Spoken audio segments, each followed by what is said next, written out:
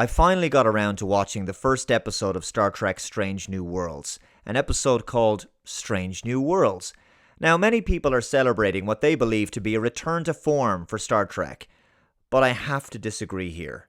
The episode wasn't bad, the acting is very good, the effects are great, but if the best that can be said about this episode is that it didn't suck like an average episode of Star Trek Picard or Star Trek Discovery, then that's hardly a positive. The episode is named after the series, like I say, and is essentially a bog-standard first contact with an industrialized, Earth-like species kind of story that we've seen on Star Trek many, many times. The episode smacked a little bit of Enterprise, Voyager, and the original series.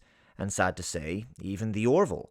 I think this is the key issue. The best of what modern franchises like Star Trek, Star Wars, and Doctor Who have become now is little more than tribute bands to themselves.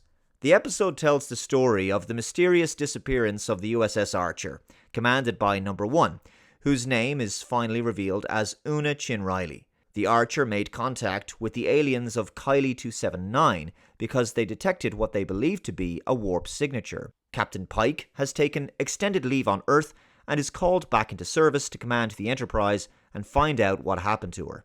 Himself, Spock, and a new character serving as a temporary first officer are made to look like the aliens of this planet, called Kylie 279, and they beam down to the planet to investigate. They discover that the aliens there are in the midst of a major civil war, and one side has constructed a bomb out of data discovered from observations of the USS Discovery before it went into the future several months ago. Pike and co. rescue the three-man crew of the Archer, and Pike is forced to give a rousing rah-rah speech to the leader of the aliens and offers them a chance to become members of the Federation. Thankfully, the episode is standalone and not part of a serialized story like we usually see on New Trek these days, although there are character plot points set up in this episode that will be expanded upon as the season continues. One of those is Captain Pike wrestling with his mortality. You might say that this episode was at least better than the average Discovery episode, but that's really not saying much. And where would this episode stack up against the average Voyager or Enterprise episode? Or even a bad Voyager or bad Enterprise episode? Anson Mount is the highlight of the show. He's also, of course, the reason that the show happened in the first place, because the fans were so taken by his performance and presence in the second season of Discovery. His character is haunted by a vision of the future he received on Discovery. He knows of the fate that is ultimately going to befall him, and now he's reluctant to retake command of the Enterprise because he finds that he's second-guessing himself. Spock, played by Ethan Peck, begins the episode on Vulcan with his wife T'Pring. The way their conversation is written is just painful to listen to as they speak to each other in this really unnatural and convoluted way. Another example of New Trek writers trying to make the dialogue sound smart, but it just comes across as unnecessarily overly complicated. Also, we have a totally unnecessary bedroom scene that adds nothing. Ethan Peck, in my view, is miscast in the role of Spock. Although he's certainly a good actor, he just lacks the gravitas and presence of Leonard Nimoy. But then again, most people do. Peck just feels like he's playing some other Vulcan. The only thing that's Spock-like about him is the fact that his hair is similar, he has pointed ears, and wears a blue uniform. Of course, this being New Trek, there has to be angsty characters with past traumas. I genuinely despise the deeply unpleasant character of Lieutenant La'an Noonien Singh. Firstly, it is just ridiculous that one of Khan's descendants is a crew member on the Enterprise. Kind of seems like that would be something that Spock would have mentioned in Space Seed, but whatever. How does that make any sense? And as Robert Meyer Burnett said recently, why does New Trek continue to retcon past continuity over and over again? It's always a callback to better days of the franchise, right? It's profoundly unoriginal. La'an is a dreary, sullen, dislikable character, and a bit of a Mary Sue.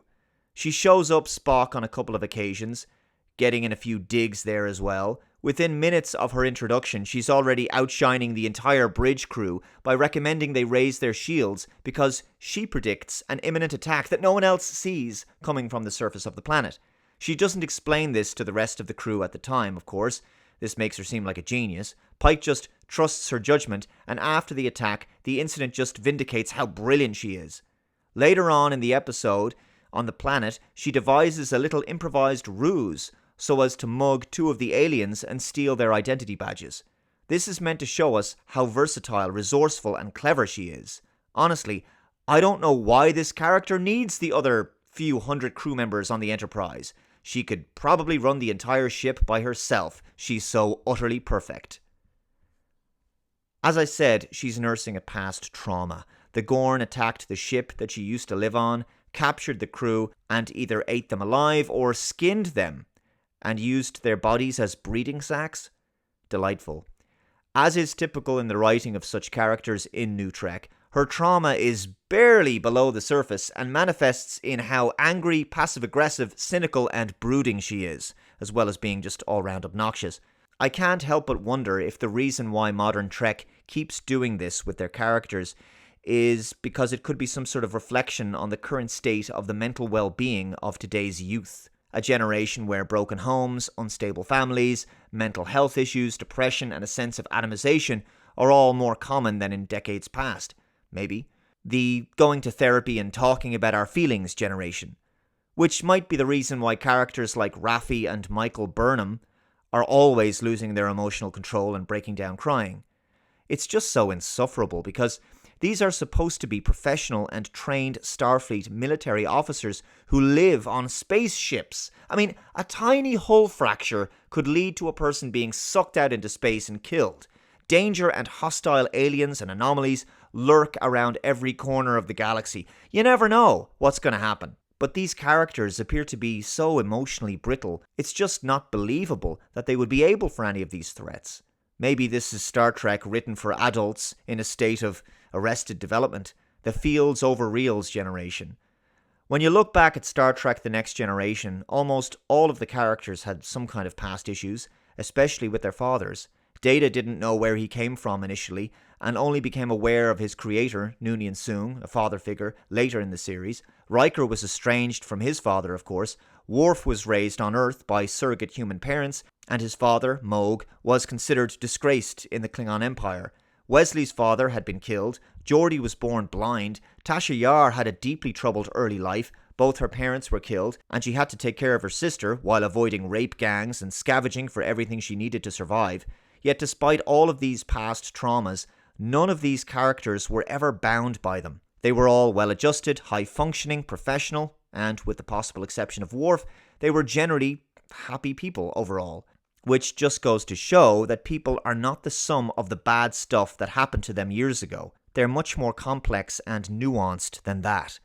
But New Trek thinks that by making characters dark, edgy, overly emotional, and broody, that it's somehow good writing and deep characterization. But it isn't. It's lazy, unimaginative, and boring. By the way, Robert April, who appeared in the final episode of the animated series, The Counterclock Incident, has been recast with a black actor.